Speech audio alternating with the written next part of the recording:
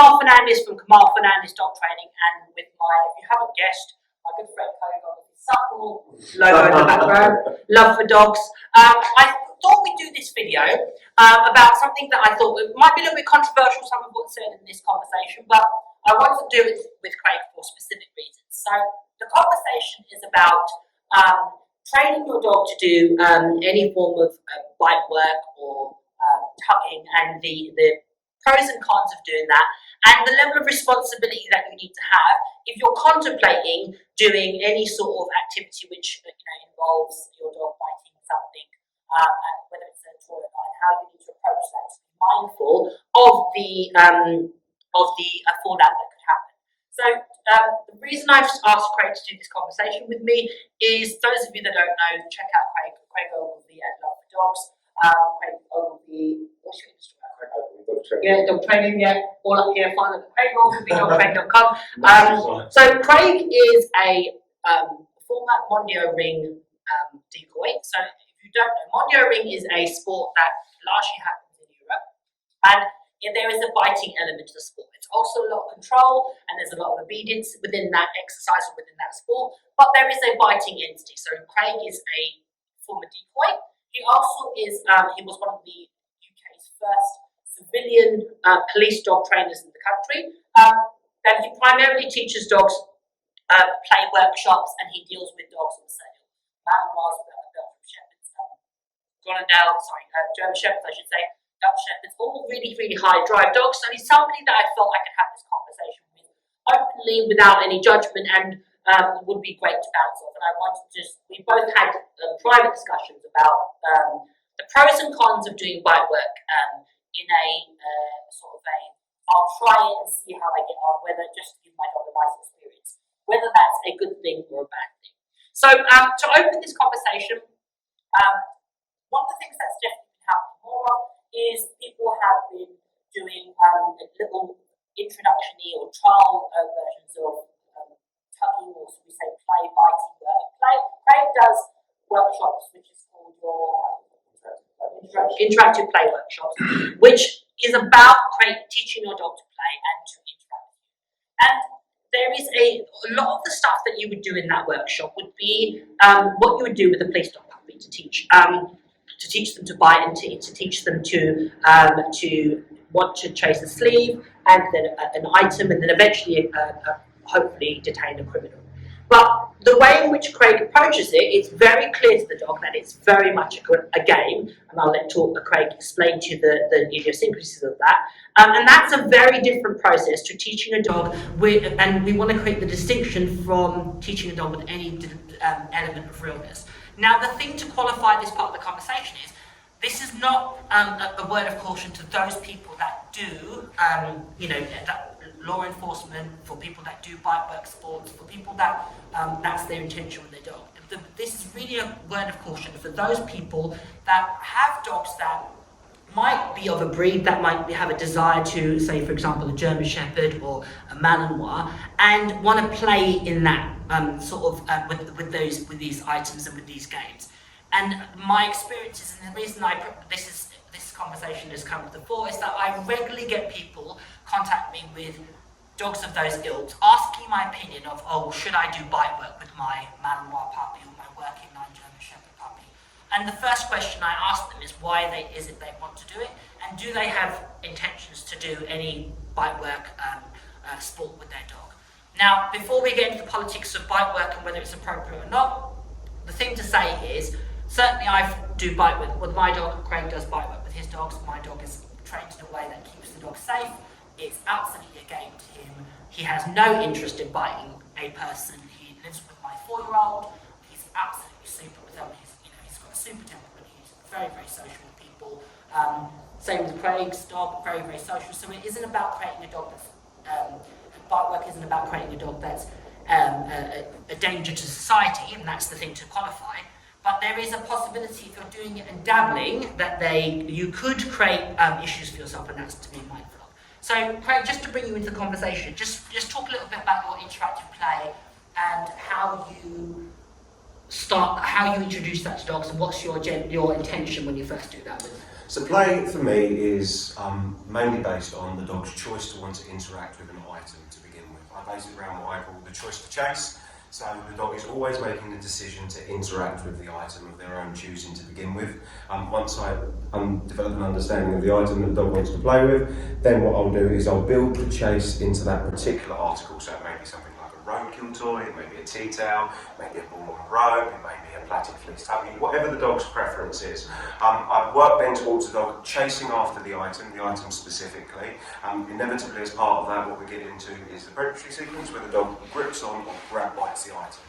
As they then grab by the item, the context of the game then becomes about the interaction with the human being. So I always say the toy, which I use all on my workshops, is the bridge for the interaction that you're creating. So the toy is just a bridge for the experience that you're going to create with the dog. And that is to be tailored, in my opinion, to each dog as an individual. So depending on dog's confidence, behavioural history, genetic influence on behaviour, all of these different array of things that can influence how the dog plays onto. Once I get the dog gripping onto a toy, if the thing that the dog is going to grip onto, or if that's a context of play we're going to use, I then spend a lot of time with the handler developing the play to suit the dog as an individual. That is used primarily as an interaction or a reinforcement strategy, usually for alternative behaviours, and lots of people use that game as a relationship building activity. So it's with me and the dog are interacting with this toy together, we're sharing this game, and again, the toy is just a bridge to the experience that you create. It's all based on the dog's choice to interact with the item and then developing the system of play to suit the dog as an individual, ensuring that they find that activity reinforcing. The reason that I say that is because there is no point during anything that I do that I would pressurise a dog to engage with me with that activity. Everything that I do is based upon the dog's behaviour. So if the dog says to me, I'm not quite so interested in that toy, I'm not going to go and whip it towards them and try to get them to bite onto it. I'm going to alter the context of training to make sure that the dog is actually comfortable with the item. And sometimes it's the case that the dog goes, no, Craig, I'm really not interested in any of these normal derived toys that you like, and then we may switch over to something like a food derived toy, where we build the dog's desire to chase through using a primary reinforcer like food paired with a novel item, like a treat ball, treat pouch or something similar. And sometimes we work that, or we like very loosely shape the dog to bite onto that item so that we can build a game. The toy, again, is just a bridge for the positive experience that the handler and the dog create. For some dogs, we don't go onto the tuggy. Some dogs chase after the ballie, they have a whale of a time chasing the ballie, opening it up. Mum or dad, whoever's playing with them, have a little party when they open it up and they repeat. And that serves them absolutely fantastically as a reinforcement strategy or a motivational reinforcement strategy for what they want to do. So everything that I do in my interactive play workshops, motivational reinforcement strategies, is all based around the dog's unique reinforcement desires and needs. Great, and that really, really articulates. Personally, as a dog trainer, and even with dealing with behaviour problems, I think it's really critical to look at the reinforcement that you have for the dog to get what you want. And play is an absolutely fantastic medium to build that and to create that relationship with the dog, where the dog perceives you as a fun person to be around in the most simplistic terms. We know that dogs and animals and children and people, we interact and we create social bonds via the medium of play. You see two dogs play, it's how they form a relationship, and it's a great way to build that relationship. That is a fantastic, fantastic thing to do with your dog, to teach them to play in a way that they are wanting to interact with you via a toy, whether it be a tug toy or a ball and a rope or whatever the case may be. And that's a very different conversation, and encouraging if you have a dog that needs to be brought up around other people, getting other people to play with the dog, great way to build confidence with them in a really, really friendly, in a safe manner. Now there's a difference between that to then teaching a dog that, again, say for example, I have people that approach me that have got Malinois that ask me my opinion of should I do should I take my dog and do bite work with the dog? And I think that's something that you really need to consider the repercussions of, for want of a term, the way in which I talk about it is letting the genie out of the bowl. So it's very, very natural if you know anything about those types of dogs. They want to, for example, I've got, this is my young dog Jungle, this is one of her bite objects that she plays with. She took to bite with this like duck to him, as if I put a border collie in front of sheep. It's so natural within her. And at the moment, the only person she's done the interaction with Craig is with this item, and it's done via the medium of a game for her. And largely throughout our training will be kept in that way because I want the dog to have a healthy, happy relationship. And the thing that I will do with her is purely a game and a sport for my own games. Again, this conversation is not for people that want to do it for sport. It's about people that are thinking of dabbling in it and not putting the necessary control and the necessary safety measures in place if you're going to open that box and let the genie out. All too common, what happens is people with great intentions have a little go at, say, for example, a little bit of, for want of a better term, bitey foundations with their dogs, and with some dogs they take to it like a duck to water. And now you have to deal with the fallout of that now becoming what this dog, almost as I say, let the genie out of the bottle and allowing that instinct to come out. Now, the easiest thing to do with that ilk of dog is to transfer that desire to tuck them with onto you. If you put that onto a secondary person, via the medium of play, they're going to look at everybody hopefully as their best buddy and they're going to want to interact with them. However, if there's any element of realness put into it, that can where you can have issues. So another reason why I thought I'd have this conversation was hearing about, again, another dog that's had a little bit of, dabbled in a little bit of bite work, had, the way in which the dog was probably trained wasn't necessarily the best approach for that particular dog. Lots of other factors involved, but the dog ended up biting something quite severely.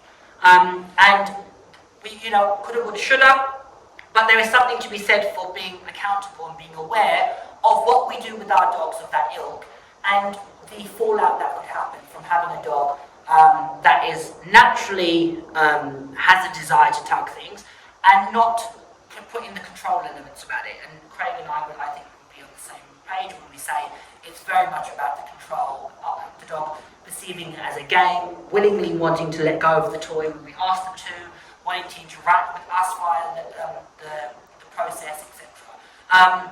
And it's really, really important to create that distinction.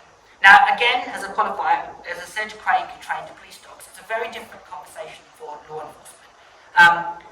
Those dogs are there to essentially save somebody's life. So there has to be, those dogs have a level of, we say, courage, strength about them, that at 3 o'clock in the morning when there's somebody there with a knife, that dog is going to act in a way that is going to be deterrent to that person. As a former law enforcement officer, that situation is very, very different. And the analogy on which I use is it would be like, and I throughout my life I've done martial arts, and it's very different to, for example, going to a local, a boxercise exercise class at your local leisure centre, and then getting into a street fight. The two things are very, very different. And what you'll find is with some dogs, if the initial approach to them playing has done with any level of pressure, it can actually create a level of anxiety and apprehension and make them much more hypervigilant, a bit defensive, a bit guarded, a bit more edgy, and therefore potentially more problematic. Would you? Yeah, I agree. So I think, as Kamal's explained really well, I think there is a big difference between working into play that is of the dog's own choice, they're desiring to chase after this item, they're interacting with a human purely via the means of positive reinforcement, which is everything I do. That's what I spend much of my professional life teaching people to do in different aspects. There's a big difference to that, to eliciting aggression when it comes to the context of the bite. So for example, if you've got a dog harnessed against something and it's up against the wall, and somebody approaches you, they've got a whip, bites, they whip, they move towards the dog, they make a strange abnormal body language signal. The dog barks, the person moves away. They keep on moving back and forth, back and forth, back and forth. Every time the dog barks, the person moves away. Effectively, when you get closer and closer, what we start to bridge into the space of doing is eliciting aggression to get rid of a perceived threat, which is... The question for me is like, why do we need to do that if the dog isn't doing that for a professional basis, or if you're not driven to do that for some type of sport purposes, with regards to you understand exactly what you're doing, you've got an incredible amount of experience, you're surrounded by excellent people, everybody understands we're surrounded by a wealth of knowledge, and the question then still becomes, why do we need to do that? And for me, I think it can become very, very, very, very dangerous if of dabbling in that sort of stuff. Dabbling and making sure that the antecedent lead isn't clear for the dog. They don't understand exactly when that type of behaviour is going to happen. It's not under clear stimulus control, because effectively when a dog is in that position, they're held onto their harness, they've got nowhere else to go, they are responding to what they consider a perceived threat very, very often in that set of circumstances. The barking, the aggressive response which will eventually come, depending on how close the person gets rid of the perceived threat, which then strengthens that behaviour. And then if that behaviour isn't under a clear antecedent stimulus, and then it isn't under stimulus control with regards to the dog understanding when the game starts and when the game finishes, then what we do, or we could lead into the factor of happening, is that the dog then starts to generalise that behaviour to different locations. So, we're walking down the road at 3 o'clock in the morning, or 4 o'clock in the morning because we're going to work today, and somebody approaches around the corner, it's just an innocent person walking along, and then we get that same set of behaviours. Even worse still, if the dog is biting a costume jacket, like a bike jacket, something similar, because you're not teaching them to bite a piece of equipment, a bike cushion, which is really clear, or a sleeve. It makes the water very muddy for the dog. In my opinion, it can be really quite dangerous. I've seen lots of dogs on workshops, dogs have come to see me behaviourally, that have been through this wheel where they've done this thing and the dog has generalised the behaviour, and the dogs have started off with like a genetic influence on their behaviour, which dictates that they are going to be a little bit more sensitive to environmental stimulus. They're sensitive to people, they're sensitive to other dogs, they've got a lack of plasticity in response, and they don't respond with that plasticity to everything as you would expect in normal behaviour. And then we give them this tool, this really powerful tool, that says if you lunge and bark at that thing, it will go away, and if it gets within this proximity, if you bite it, you'll win it and then it will go away. And unfortunately, unless we've got like a really clear training structure and we're working with the correct type of dog, handler, etc., training setup and arrangement, I think it can, as you lead way to, can be just a little bit dangerous. Yeah, and I think that's the thing to be really, really clear about this conversation is, if you are somebody that is knowledgeable, has experience, has the team around you, or a knowledgeable trainer to guide you through the process that you want to do, a sport that has a biting element to it, absolutely all power to you. And I've dabbled in bite work, Craig does bite work, it's done responsibly. I think there is absolutely, and it's, dogs love it, there's no way around it. If it's done well, dogs absolutely love it.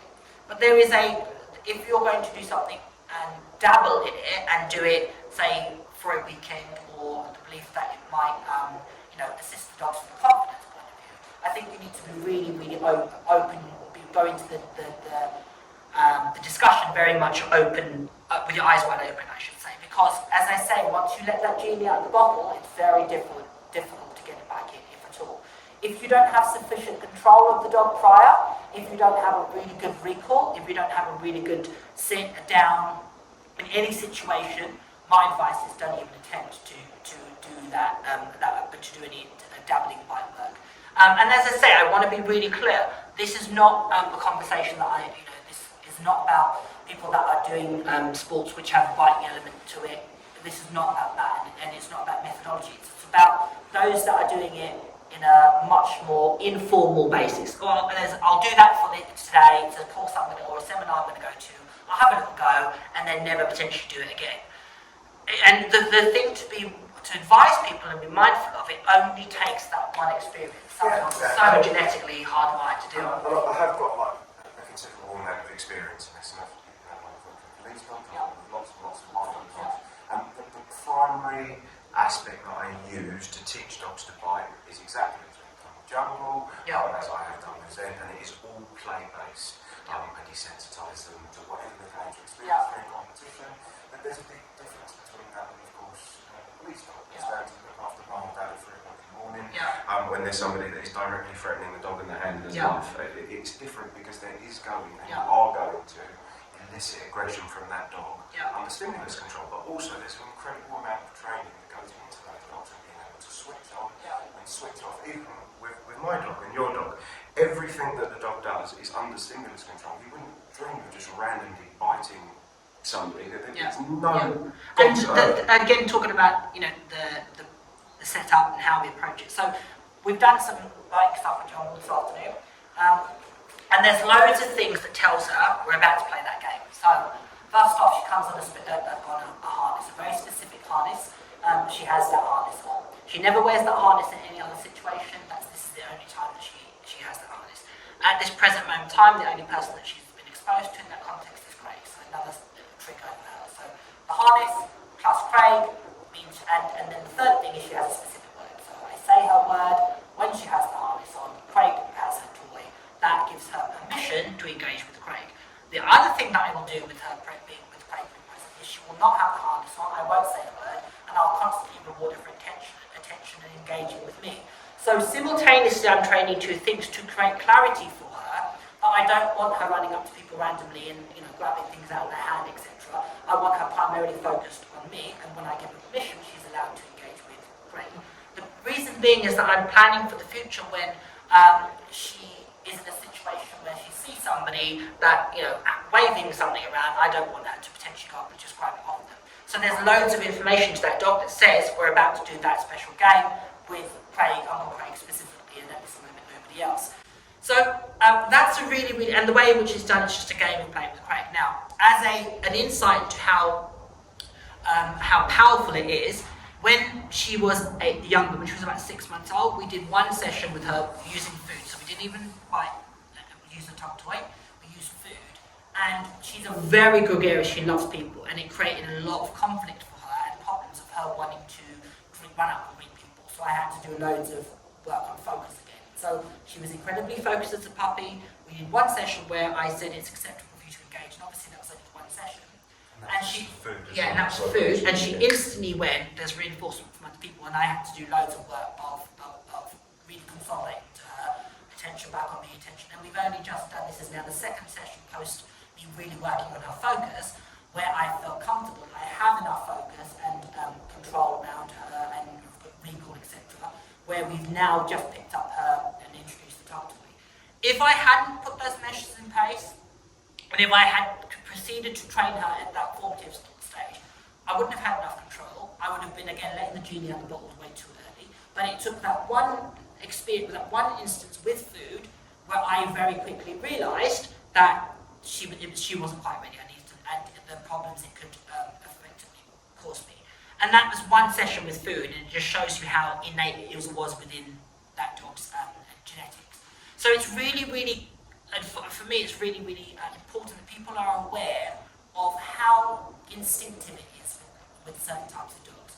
And if you are not going to do it with a greater picture mentality in mind, my advice is don't get it, basically. Yeah, it's like, as Kamal's giving way to, like if you get a puppy Malinois, which I've had a lot of exposure to, usually when they can walk, they start biting your trouser leg. So it's an inevitable step that we then transfer that over to some type of play art. So we give them a sustainable outlet for their natural desire to do things, to grip on. Which is great. That gives them, that's absolutely something that we can do and that we can use and that we can work with. We can teach them releases, and then we can start to use it as a reinforcement a little bit later. And exactly as you lead way to, then you have to make the decision as to where you take that. And everything that you're giving way to with Jungle, and with all of the other dogs that I would consider working with, is that there's an incredible amount of control that goes in before we do any of the... And focus engagement on you before I even attempt to allow somebody else. And I don't say control as in the dog's got to do this, that, and the other. It's just having clear behaviours under stimulus control. Can the dog lots or let go of an item immediately when you ask them to let go every single time, because they know that's going to be a reinforcing behaviour. They know that they're going to get sweet. They know that the toy is going to go into action. Can they leave a toy and come back to you for some type of control position? Can they come into the middle? Can they come back to foot? Can they listen to you and perform other behaviours when the toy is in the environment? Can you click them off of you, click them to a toy and then call them back again? They're all like really simple things that that I would do, that I know you would do, that we would all do when working towards building into or working towards a biting sport. And I've got absolutely nothing against. I've spent all of my adult life working with biting dogs and biting sports. I absolutely love it. It's one of my greatest passions. I absolutely love training my dog, which I do lots and lots of. But I think it's just really wise to think about. Again, everybody has to do exactly what they want. I'm not telling anybody what to do, but I'm stretching the imagination. I think the thing to say is you need to enter into the process with your eyes wide open. You need to be responsible throughout the process, and that's applicable to. So talking about responsible, obviously, but like we said, both Craig and I, do bite work sports or sports that have bite work in it. And we're very, very cautious about sharing, photos of our dogs biting. We might occasionally, I put a thing on Instagram, Craig's put the odd thing of his dog doing, biting or tugging on a toy, etc.